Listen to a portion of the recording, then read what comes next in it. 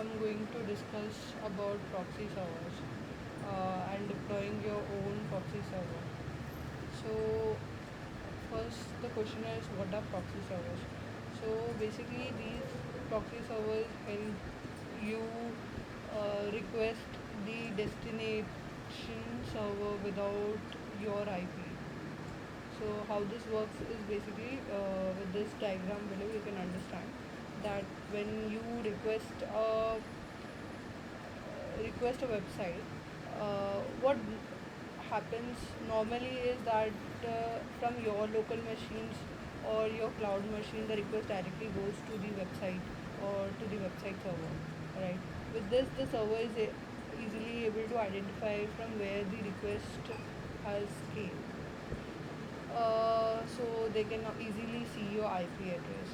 And for, let's say, if you create bots, if you're using crawlers to scrape the website or doing any other activity, so it is easy for them to understand from where these kind of bot requests are coming, and it's easy for them to block you.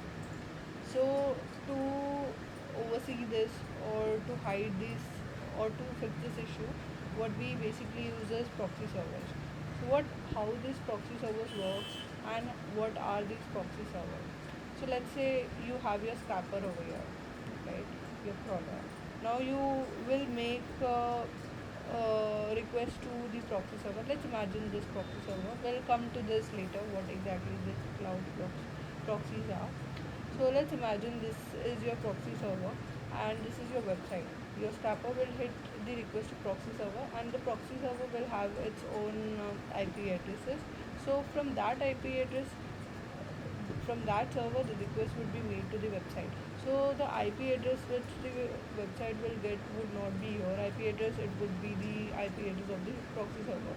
And the best part about now, you see, with this you might get a question that so even if the cloud or even if the proxy server has its IP address, now this kind of website can easily able to understand that the request is coming this from any kind of server with a single IP address, right?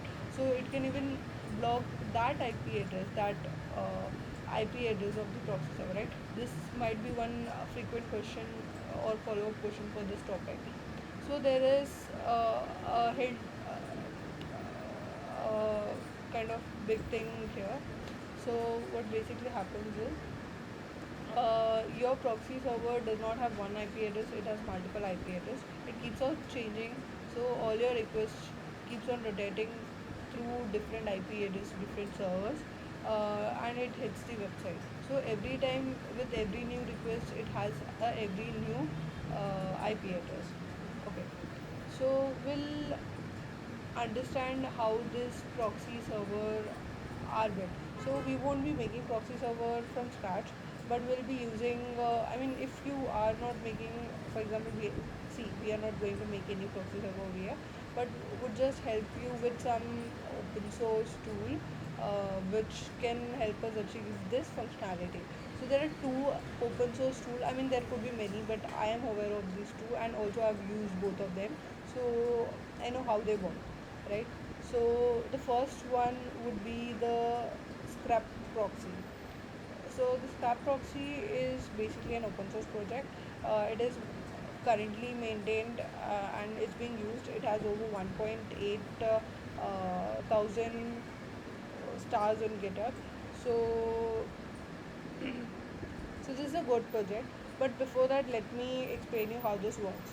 Uh, so basically, what happens is you have your scrapper, you have your crawler. You with your request to scrap proxy. Now the scrap proxy would be deployed, let's say, on any VM machine or deployed on cloud. Now what would this scrap proxy do is it would request to Google Cloud or any other like services like DigitalOcean, etc., wherein you would have your own VM machines, and from those VM machines it would be sending request. Okay, so let's understand this in more depth. So let's say you have a scrapper over here, you have your proxy servers deployed. Now these proxy servers are nothing else but your VM machines. So the IP address would be of these VM machine, which would the cloud proxy use.